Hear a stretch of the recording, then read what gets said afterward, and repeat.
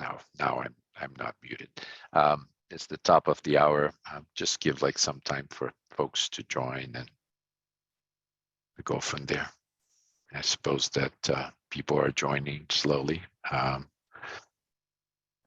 Just give you some time to do that.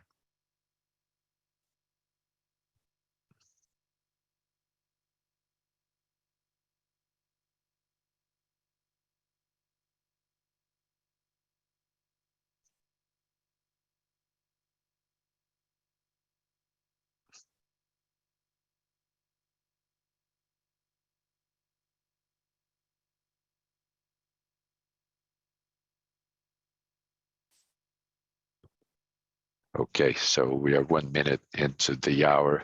I think people will continue to join slowly, but we'll start. This is the Emerging Space Conditioning Technologies webinar. This is part of the Better Buildings Alliance Department of Energy program, and this is the Space Conditioning Technology Research Team. Next one, please. I guess a question on the poll is, how did you hear about the webinar? We just wanted to make sure that we know, how people are getting information about that. So if you could answer, that'd be wonderful. Give you a little bit of time for that.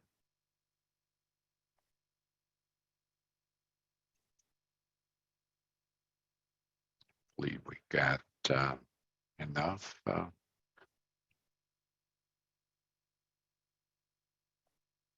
Okay, next.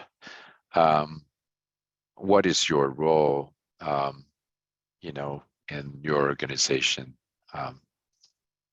Again, it gives us an idea of who attends those webinars. If you could answer, that'd be wonderful. Enough. And then next one.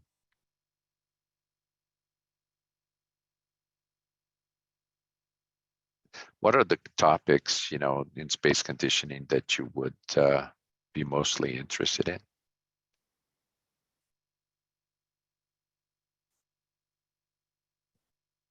We try always to bring some topics of interest to the participants. So having your feedback would be important. Okay, next one, please. If you're pursuing an all-electric building systems, and if there is a stage that you weren't doing so.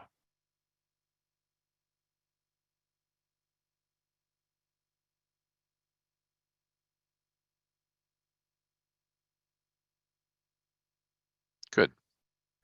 Thank you. Next one, please. I'm Marcus Bianchi. I lead the Space Conditioning Technology Research Team at NREL for the Better Building Alliance. And next one, please. We're going to give you some updates. Then we'll have two presentations. Antonio Buza from the U.S. Department of Energy will talk about HVAC research and development. He led HVAC efforts on emerging technologies for a long time. He's now with the Office of Technology Transition. And then Dr. Shudong Wang from AHRI will talk about emerging space conditioning technologies, the update from then, and then we have a Q&A. Next one, please. The team is the three of us. We are all here. Myself, Michael DeRue, who's attending, and Kelsey. We work together on putting the elements of the space conditioning research team. Please, if you have ideas or if you'd like to join the mailing list, please send an email to the email that is on the screen, so we actually can follow up and not only answer your questions, but also include you in the mailing list if you'd like to. Next one, please. Some updates, we just published the heat pump water heater guide for small businesses. We've done both in English and Spanish. The links are provided in the presentation, but if you do a search, you'll find those guides in both languages, which is, like a transition to electrify water heating. Next one, please. We are working on the refrigerant phase down in commercial buildings. So how to do that? The English version is published. The Spanish version is actually in the very last stages of the publication process, and it's coming up very soon. So, if you have questions about that transition, please take a look at this guide. And again, if you have questions, you can send us a message. Next one, please. We do keep the a repository of information about HVAC at the HVAC resource map. Please visit if you have recommendations or suggestions for improvements. Please let us know. But it's on this hvacresourcemap.net. Next one, please. This is important, right? So if you have a project that you would like to share, we would love to actually know about that and really think about new topics for this webinar that we do regularly. Send us a message about that if you would like a particular topic to be covered. Next one, please. Well, now I introduce Antonio Buza. We have worked together for quite a long time. He's a senior commercialization program manager with DOE, the Office of Technology Transition. He works with DOE program offices and national labs to develop and manage technology agnostic funding programs and activities seeking to bring impactful energy technologies to market, including the TCF, the Technology Commercialization Fund program. Prior to joining OTT, he spent over 20 years working at DOE Office of Energy Efficiency and Renewable Energy in several offices, but very much related to HVAC over the years and water heating. His commercialization background includes over a dozen technologies in the marketplace today, including the heat pump water heater used in his home today. Tony, please take the stage. Thank you. Thank you. Hopefully people can hear me and see me correctly. Yes. Excellent. Like Marcus said, I recently joined the Office of Technology Transitions, but previously I managed the Building Technologies Office, HVAC R&D, which I first started in 2008. Hopefully the first slide is up. I still have, what I'm seeing is the speaker slide. Okay. Can we go to the next slide, please?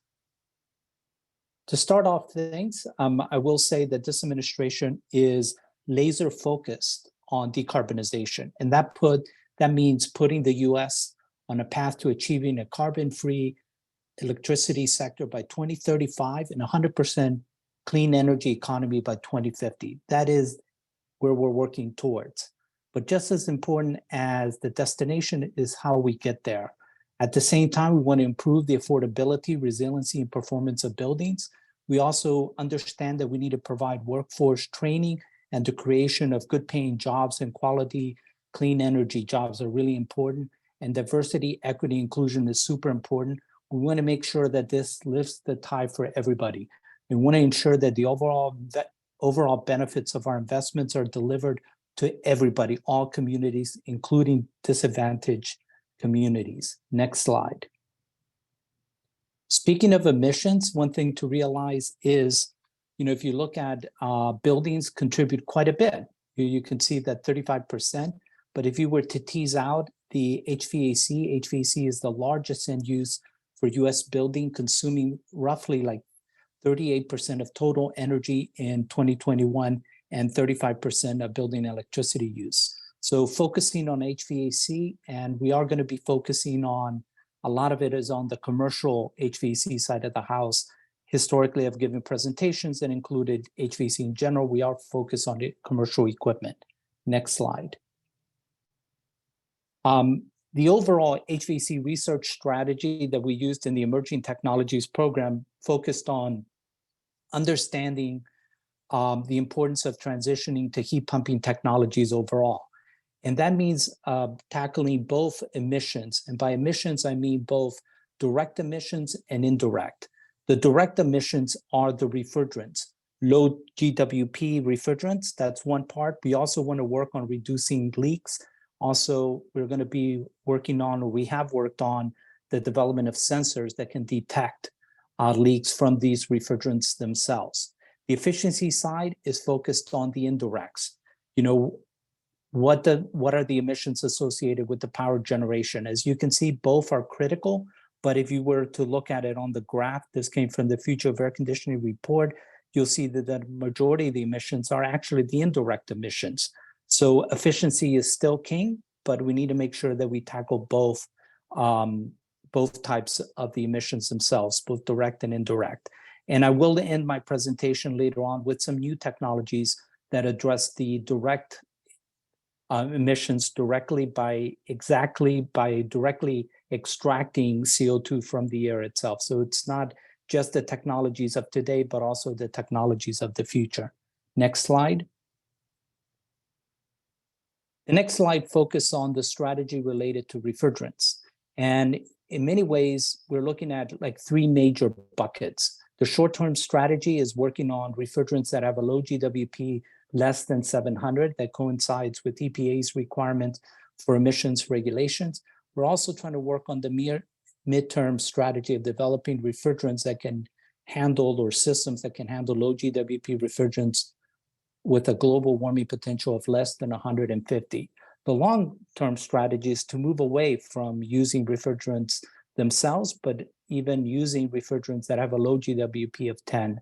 Maybe those refrigerants with a global warming potential of less than 10 will be maybe in the 2035, but non-vapor compression systems maybe will go up to 2045 in the development, because they both in a heat pump sense have to provide air conditioning and heating at the same time.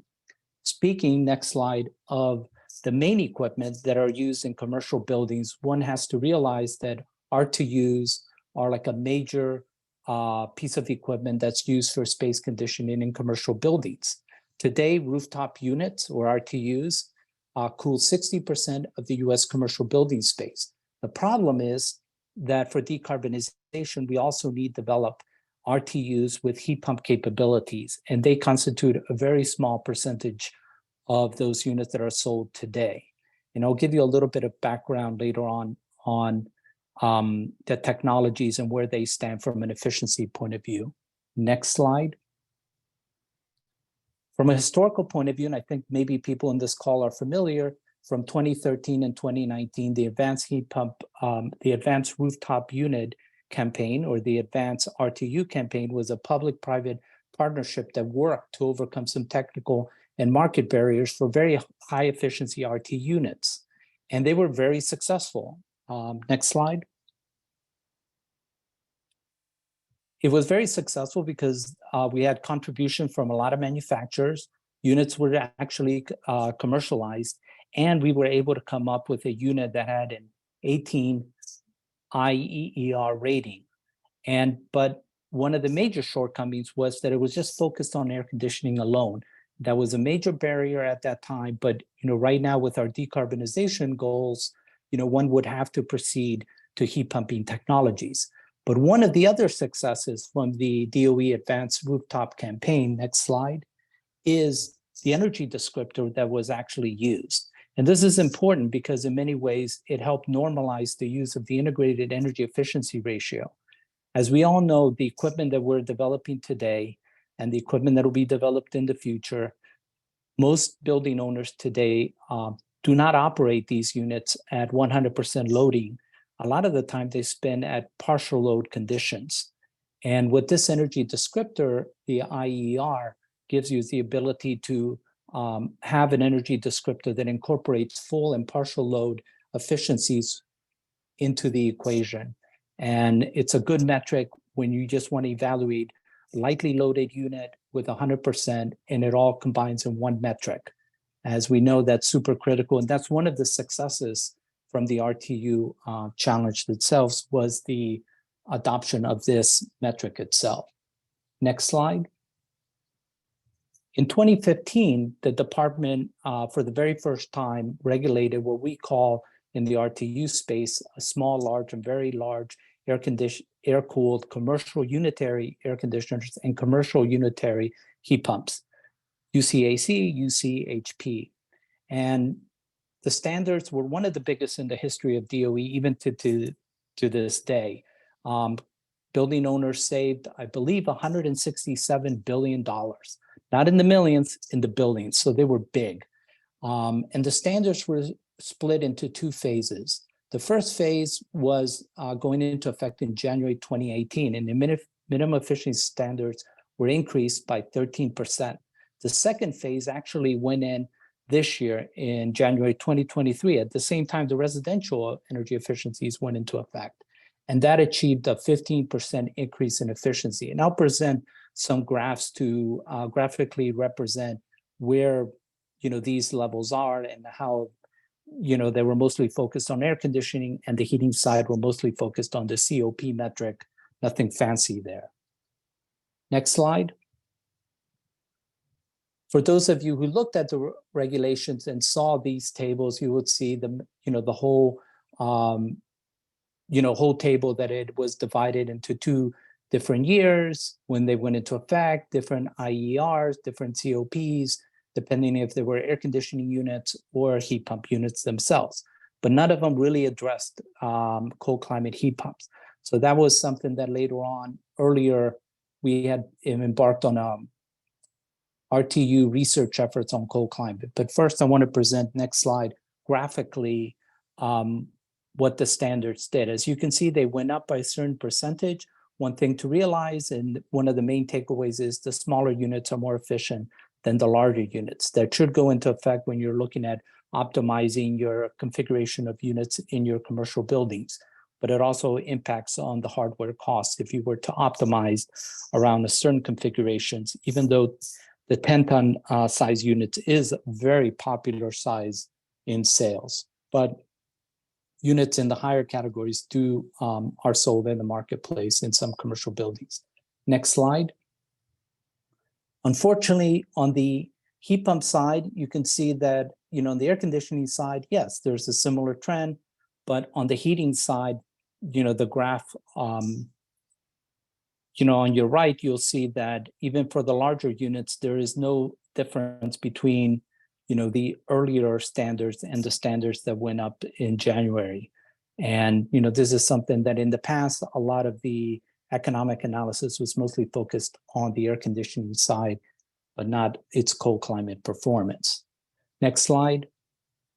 And this is to recap a little bit of the history of BTO's cold climate heat pump R&D, its history. One has to realize that cold climate heat pump technology is one of the ways that we can, it's one of our main mechanisms in decarbonization, and that's moving away from fossil energy. And the main difference between a cold climate heat pump and a standard heat pump is that they can maintain capacity and efficiencies at very low ambient temperatures. So BTO's history with cold climate heat pumps started with the residential unit in 2009. In 2012, we expanded it to include commercial RTU units. And in 2022, we revisited and we kicked off the BTO Cold Climate Heat Pump Challenge. 10 manufacturers are so far participating. This is a residential aspect. And in 2022, some of those units from those residential units actually completed laboratory testing. In 2022, recently, we updated our R&D targets and came out with a funding opportunity announcement that focused on RTUs and cold climate themselves. Next slide.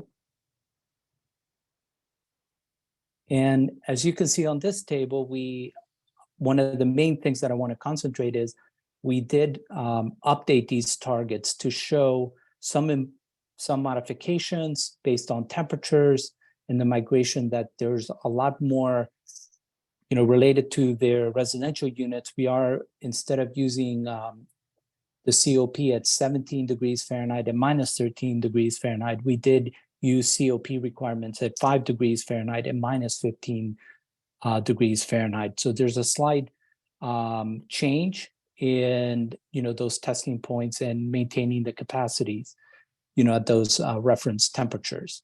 One thing to realize is that in 2012 we did not have an air discharge temperature at minus 15 degrees Fahrenheit, and we did include that in the 2022. So we're trying to maintain temperatures of greater than 90 degrees Fahrenheit, so there are no cold blow issues. The payback period, same. We did add the global warming potential of 150 or less, and this too corresponds to make it in alignment with our refrigerant strategies themselves. Next slide. And this comes into the next generation of the pieces of equipment, removing carbon, an advanced filtration task. BTO is also seeking to accelerate the development of the next generation of HVAC equipment with the direct air capture. So this is just going beyond with just space conditioning itself, but looking at carbon as an advanced filtration task. And if you read that report that we published in 2017, you'll see that there are several chapters related to or areas where they talk about advanced filtration. And you have to realize there are two main sources to remove carbon or CO2 from indoor and outdoor air. We look at the DAC components for this HVAC cannot be parasitic. HVAC systems in the US would need to be able to meet min efficiency, current and future min efficiency standards. So we're looking at HVAC DAC systems not being parasitic overall, but actually enhance the performance of the equipment itself. And next slide. And in this slide, we present the targets that we wrote up in DOE SBIR topic area. And we recently made 2 awards that focus on these targets.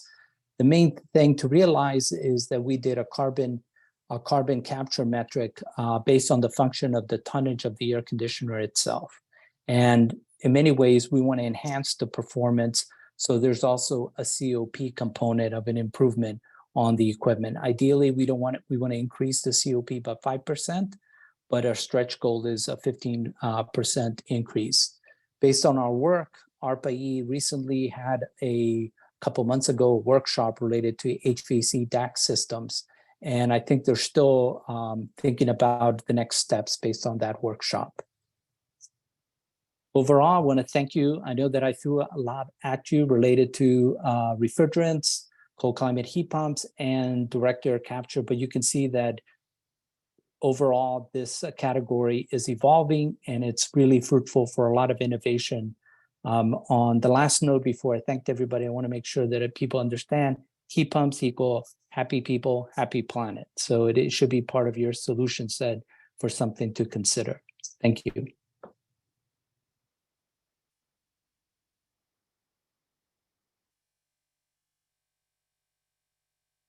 Thank you, Tony. We're collecting questions in the Q&A. So if you have questions, you're welcome to put them there, and we will address them or some of them if we have the time in the end.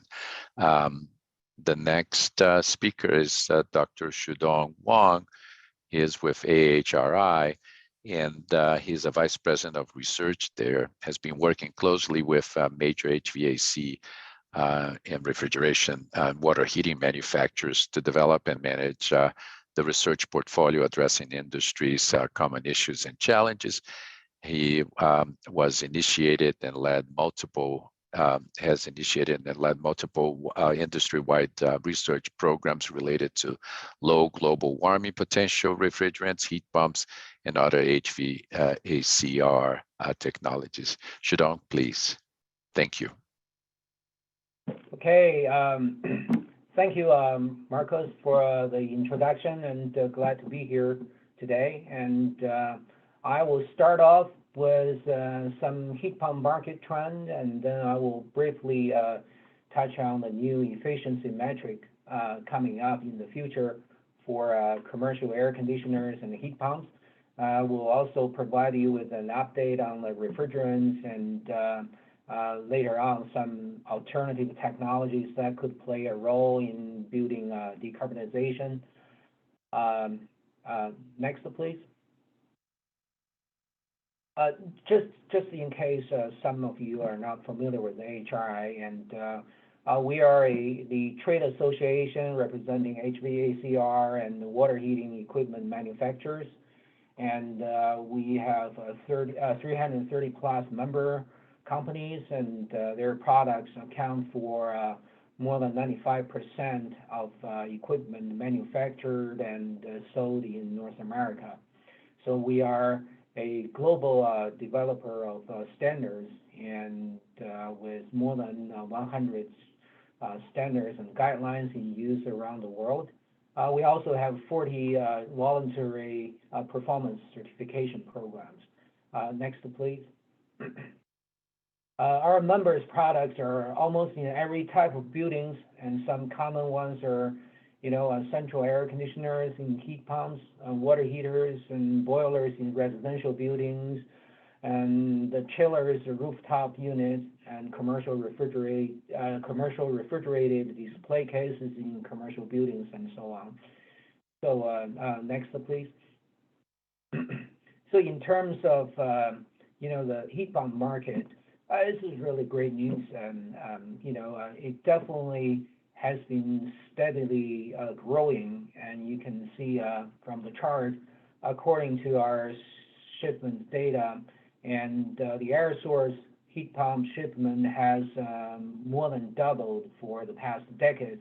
Last year, 2022, about 4.3 million air source heat pumps were shipped. Not only does the shipment increases, but also the products get more and more efficient. As you just heard from Tony's presentation about the increased minimum energy efficiency requirement over time. Next, please.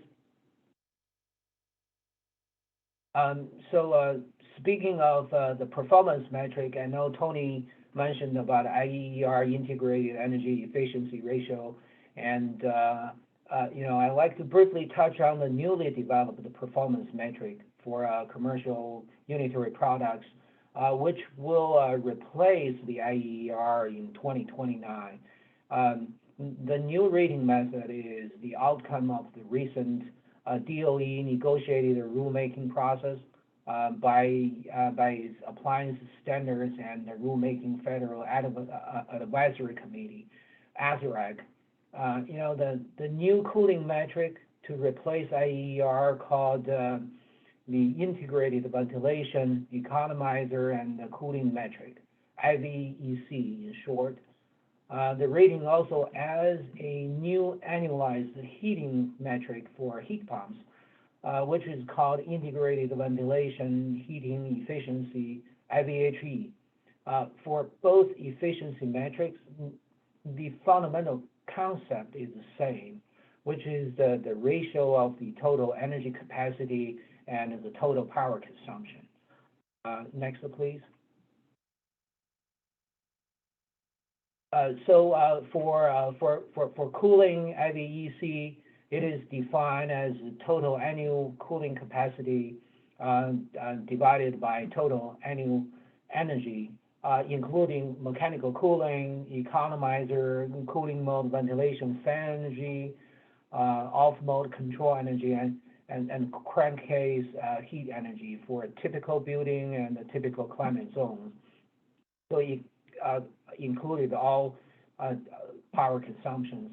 For heating IVHE, it is calculated by using the total annual heating capacity for a heat pump, including vapor compression heating capacity and auxiliary heating capacity, divided by a total heating mode energy, including the mechanical vapor compression heating, auxiliary heating energy, and heating mode ventilation fan energy, and heating mode control power, and the crankcase heater power.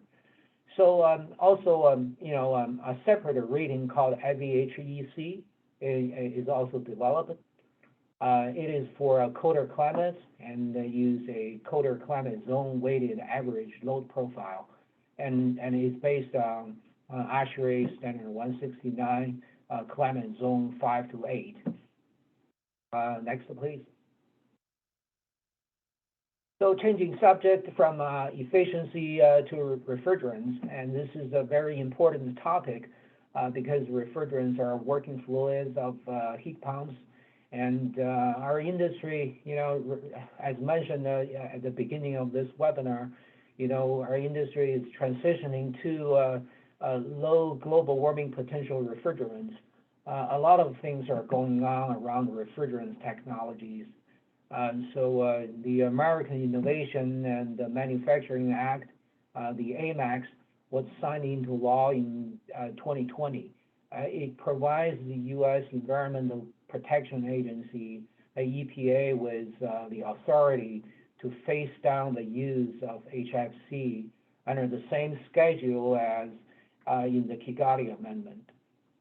So basically, we will progressively phase down the HFC's consumption and eventually have an 85% reduction from the baseline by 2036. Next, please. So to prepare this transition, our industry has spent huge effort on advancing refrigerant technologies. We started off with an industry-wide performance testing program and evaluated more than 60 potential low GWP refrigerants. At the end of the program, the general conclusion was that many of those low GWP refrigerants are flammable and have A2L classification according to ASHRAE Standard 34. We then carried out a research program to understand the safety implications of these refrigerants. And we looked into their flammability risks and what needs to be updated in safety standards accordingly. Now the industry is developing essential low GWP refrigerants data for product development, including heat transfer and pressure drop correlations, thermal physical properties of the new refrigerants, and the material compatibility as well. Next, please. So as I mentioned earlier, the safety standards and the codes must be updated in order to safely use flammable refrigerants. This requires technical data to support necessary changes. AHR has been leading a research program to support standard and code revisions related to flammable refrigerants. This multi-million-dollar program was jointly funded by the industry and federal and state government agencies. And DOE, BTO contributed a lot of funding for this. We have completed many projects to understand the potential risks and the means to mitigate them in terms of the using flammable refrigerants. So these lessons learned helped the industry and the standard bodies to set proper requirements. It also provided the insight, necessary to help us to develop training materials to ensure technicians are familiar with the refrigerants and know how to safely use them. Next, please. Okay, so this is the current status on the refrigerant transition. We have the AMAX legislation in place, and the EPA started to list the A2L and A3 refrigerants to allow them to use in certain applications. The relevant safety standards are updated, and the code adoption is in progress.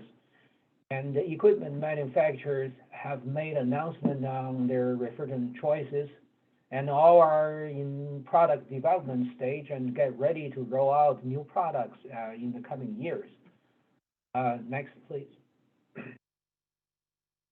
So this slide shows a map of the current A2L refrigerants adoption across the United States. Overall, most of states have either legislation or regulations in place to allow the use of A2L refrigerants for residential and commercial applications. So I'm talking about the states with colors in green and blue. such as Illinois and Indiana and the Washington states. The remaining states, such as Kentucky, Virginia, New Jersey, and Wisconsin, are still in progress and at a different stage of their legislation or regulatory process to adopt A2L refrigerants. Next, please. As the industry is getting ready for the transition, there is still more work to do. We are expecting the final rule implementing a national HFC phase down by allocations and sector-based control later this year. And we're also expecting a proposed HFC reclaim and a recycle rule. The EPA needs to continue to list additional new refrigerants in its SNAP program, just significant new alternative policy program. We still need model building codes to adopt the latest safety standards and states to adopt the latest building codes. Also, don't forget the transportation. The Department of Transportation needs to update regulations related to shipping large equipment and cylinders containing flammable refrigerants. Additionally, we need to work to harmonize the implementation of the Kigali Amendment with other countries. Next, please. So, the refrigerant and heat pump technologies are key components. There's no doubt about it when it comes to decarbonization. But we should also not overlook some other technology options that could play a role in decarbonization, right? At the end of the day, reducing the greenhouse gas emission is our goal. We believe that the new construction and existing buildings should be treated differently. The initial carbon reduction should maybe focus on reducing the heating and the cooling load by improving structures, especially in existing building stock. And the new construction standards should be performance-based to allow for adaptability and technology flexibility. But we should encourage proactive replacement of low-efficiency equipment and the installation of dual fuel systems where appropriate or cost-effective. We also need to look into various technology options, such as hydrogen and cold climate heat pumps. Additionally, we need to understand the cost of replacement for more energy efficient equipment and the necessary incentives to encourage. When it comes to technology options, we've already heard a lot about heat pumps and thermal energy storage and dual fuel heat pumps, and the DOE BTO is investing significant resources on these areas in the national labs. And so I'm not going to talk about them, but I do want to briefly talk about some alternative technologies. We recently worked with GTI Energy to carry out a technical review of greenhouse gas emission reduction technologies for combustion equipment in buildings. Next, please. So the first technology is fuel-fired heat pumps. And we reviewed, the three major fuel-fired heat pump categories: vapor compression type, sorption type, and thermal compression type fuel-fired heat pumps. The table summarizes the key attributes of each three technology types, but let's not get into the weeds. I'll leave it to you later on to read it. But generally speaking, the vapor compression type fuel-fired heat pumps are commonly driven by internal combustion engines. They often use conventional refrigerants and similar components as electric heat pumps, but they can take the advantage of waste heat recovery as hot water and providing peak energy demand benefits. These products are successful where peak power demand is critical and three-phase power is costly in some retrofit situations. They're emerging throughout Asia, but the market is so far it's small in North America. Sorption type heat pumps include those using vapor absorption and adsorption cycles. One notable advantage of sorption type technology is, is heating performance in cold climates. They could exceed that of the vapor compression heat pumps. So this type is favored in European-based development a lot, and in North America, residential and light commercial products are available from several manufacturers as well. A thermal compression type is commonly used on variants of the Stirling engine cycle, which can be driven by external combustion or non-combustion heat sources, and can use a wide range of working fluid. So you can see the picture just shows the example of several demonstrations of engine-driven type rooftop units in the field demonstration testing. Next, please. This table, shows the target energy saving of fuel-fired heat pump technologies over common gas-fired baselines. With 40 to 50% energy saving over baseline, and this fuel-fired heat pump technology presents an opportunity to significantly decarbonize the conventional gas-fired heating equipment. Furthermore, this technology can be used as a combi system to provide both space and water heating. Several such combi systems have been proven in the field in cold climate locations, and some demonstration projects in Illinois, Indiana, Ontario, and Wisconsin. Next, please. So another one concept is, using natural gas enriched with hydrogen is an excellent way to contribute to have the benefit of plentiful and affordable natural gas, while significantly reducing the emission from the existing systems. Europe and the UK are actually ahead of the US and have many small pilot field demonstration projects on hydrogen-ready homes and buildings. They're even testing much higher content of hydrogen, even up to 100%.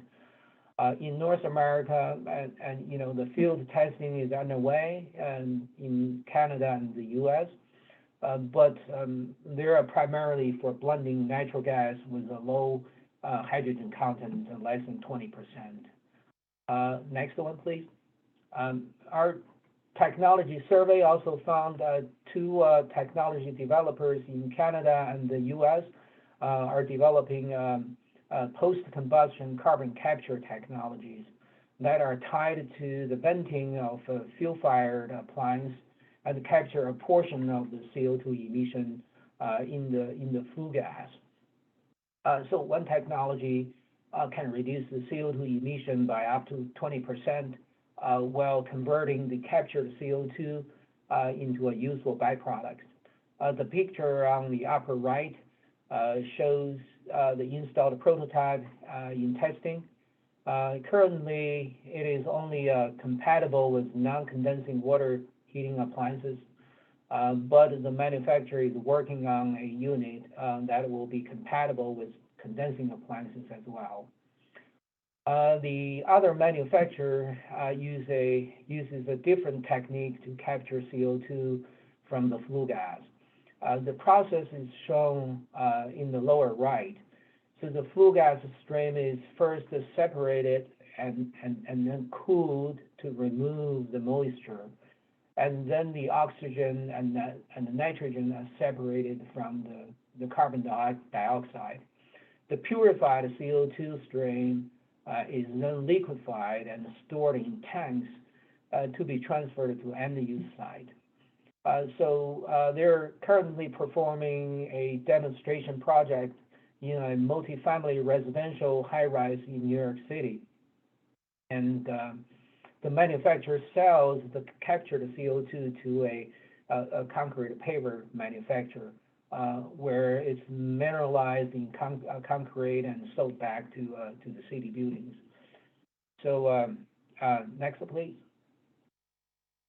In summary, the use of heat pumps will continue to grow, and they will play a very important role in decarbonization. And the efficiency rating, the new efficiency rating metric for commercial products will be effective in the future. And the industry is getting ready for the refrigerant transition right now. And some gas-fired technologies demonstrated the opportunity to significantly decarbonize existing conventional gas-fired heating equipment in the buildings. So, well, I'll conclude my presentation here, and thank you. Well, thank you, Shudong. We do have time for questions, and like for our panelists, thank you so much for the presentations. Before anything, there are a few questions. I mean, I actually had like to start with the ones that are in the Q&A. And one of the questions is about ground source heat pumps. Are there like any specific like new technologies that differ so much on the like for the future applications of ground source heat pumps? I don't know if any one of you would like to respond. This is Tony. Historically, the department has invested, we do have a sister office, the Geothermal Technology Office, that also does a lot of work in ground source heat pumps too. But the Building Technologies Office historically has invested resources in merging two technologies together, what we call our integrated heat pump work. So a few years ago, we did some investments with Climate Master to develop a, ground source heat pump that would be able to provide both space conditioning, water heating, and dehumidification all in one unit. And so that's an important part in improving the efficiency and the performance. But one of the main barriers for ground source heat pumps has been the first cost. Nobody would challenge the efficiency side, but it's the cost effectiveness. And with IRA and other investments, yes, and tax rebates, that directly reduces the first cost. But the department has also invested in ways to reduce the installation cost, trying to look at better installations, better, drilling techniques, and using a little bit of energy storage to reduce the first cost. The Building Technologies program had an energy storage device that would reduce the amount of the drilling requirements. But a lot of those are focused. The main challenges are the cost reduction. But the department supports all heat pumping technologies, including ground source. But we let the marketplace play out and decide which heat pumping technologies are appropriate for a particular consumer based on their economic needs. I don't know if I fully answered that question, but it is a complicated question. Sure. I would just go down some of those questions. One question from Alice Lapierre is, do any of the heat pump strategies combine solar thermal for added efficiencies?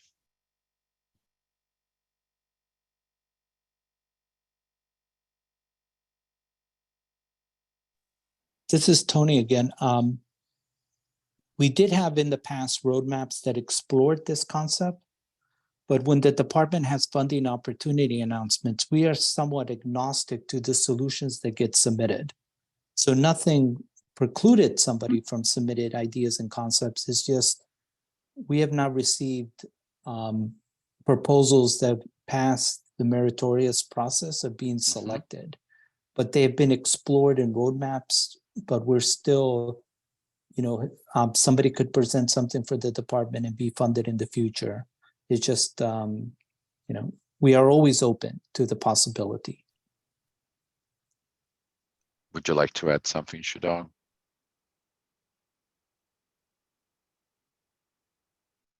No, I think Tony covered it well. Yeah. Okay, great. Thank you.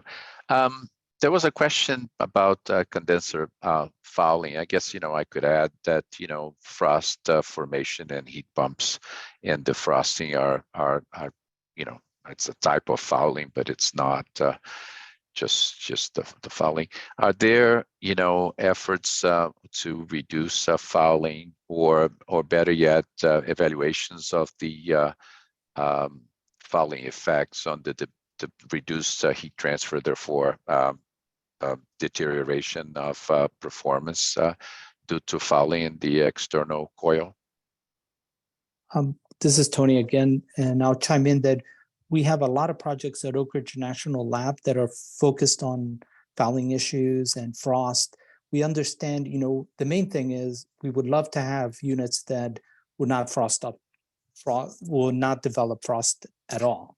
But we know that's practically impossible, but, sort of goes into our comprehensive strategy that we have of developing next generation of heat exchangers. That one of the characteristics is reducing the overall need for defrost, but higher performing, compact, lightweight, low charge. So it's part of the overall heat exchanger R&D portfolio. But one only has to look at the Building Technologies peer review that we currently had, and I believe several projects addressed the frost buildup issue, both for HVAC and commercial refrigeration. Okay.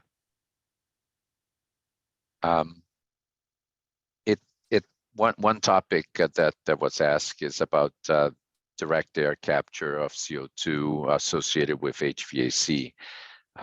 It potentially a future application and of interest for direct capture.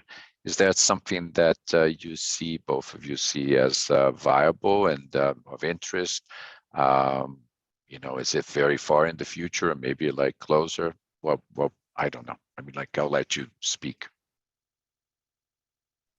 I'll let Shudong go first, since I've been answering. So yeah, I think I think you heard carbon capture for both presentations, and I think there is a slightly difference between the two, and Tony mentioned the carbon capture. It's more focused, I think, is direct capture from indoor environment, and when the indoor air handler unit have the airflow pass through, and you capture the carbon from there. And the carbon capture from the flue gas, I guess, is using something different technology, basically to directly capture the CO2 from the combustion process, and to significantly reduce the emission from the gas-fired products.